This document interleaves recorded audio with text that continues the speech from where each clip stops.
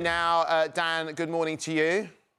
Morning, how you doing? I'm all right, thank you very much. First things first, you're actually about to complete isolation, aren't you? I am, yeah, today's my last day. What a great feeling. I know. I'm very excited to get out of isolation. Well, my sister had a baby in the time during which we've been, during which I've been isolating. So very excited to get out and meet my new niece. well, look, congratulations to your sister.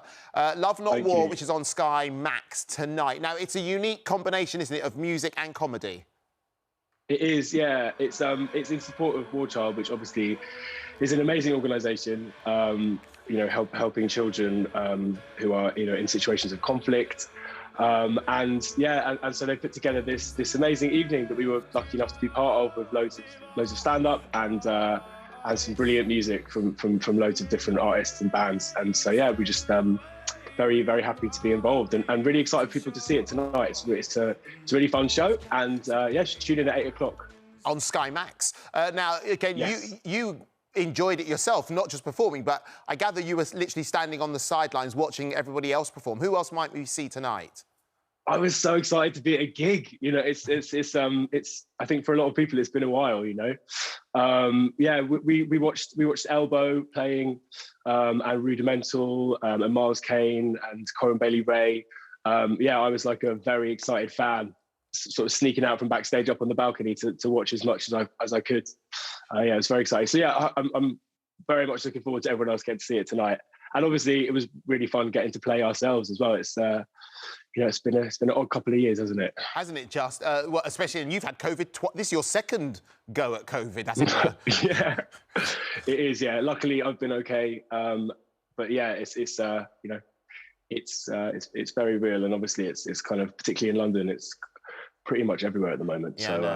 Absolutely. Well, look, you did the concert, you enjoyed it.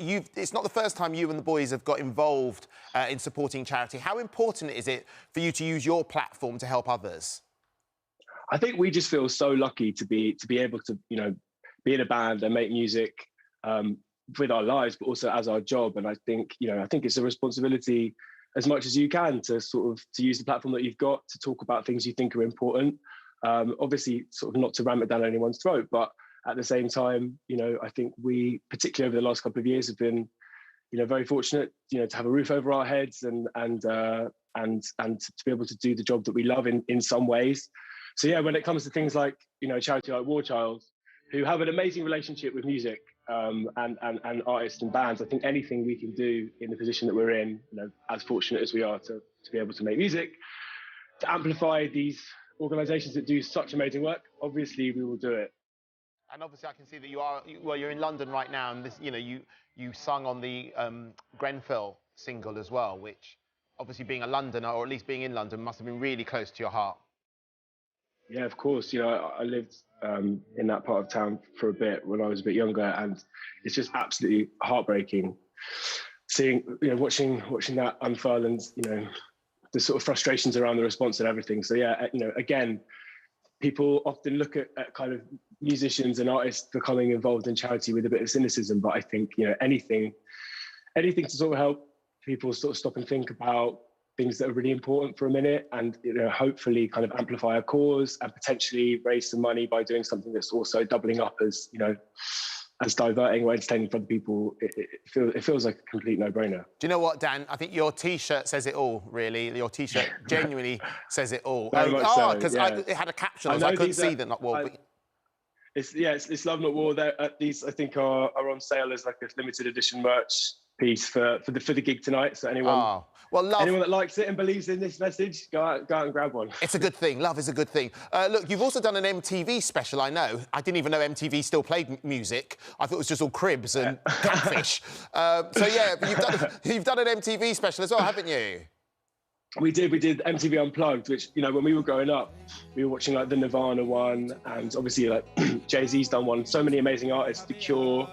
And it's just a way, I think, for us, it was real nostalgia. It was weird being in that room on that stage, completely reinterpreting all of our songs and playing some new music as well. But yeah, with just acoustic instruments, nothing was plugged in. Everyone in the audience had to put their phones away in a little bag as well. So I think it was the first gig we've ever played since we've been a band where where there were no phones, which was really surreal. About halfway through the gig, I was like, this is so quiet and peaceful, and the atmosphere was amazing. And I think that might have had a big, a big part of it. In the moment, you've got to be in the moment. You've got a new album as well coming out, haven't you, next year? We do, which, in complete opposition to what I just said, is all about the future. It's called Give Me the Future. It's out in February, and it's a big sort of mad pop record that we're super proud of. It couldn't be more different from the MTV Unplugged gig. But yeah, we're really, really excited for it to be out and for people to hear it. And I think it's a bit different for us. It was a lot of fun to make, and it's been, over the last couple of years, it's been an amazing project to be able to distract ourselves with. And it's all about our relationship with technology and how it's sort of changing how we interact with each other and ourselves, which feels very fitting, speaking to you on Zoom, obviously, and having spent the last couple of years living our lives through screens more than ever. But yeah, no, but ultimately it's a sort of big, fun, escapist record, and yeah, I really hope people like it. In a word, do you think the tour's going to happen? Hope so. That's 2 words.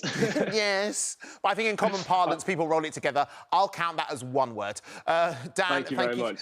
Good luck with the tour, good luck with the single, and thanks very much for coming on the show. Don't forget, you can see Love Not War tonight at 8 p.m. on Sky Max. Right, still to come, before 10 o'clock this morning, we'll have the very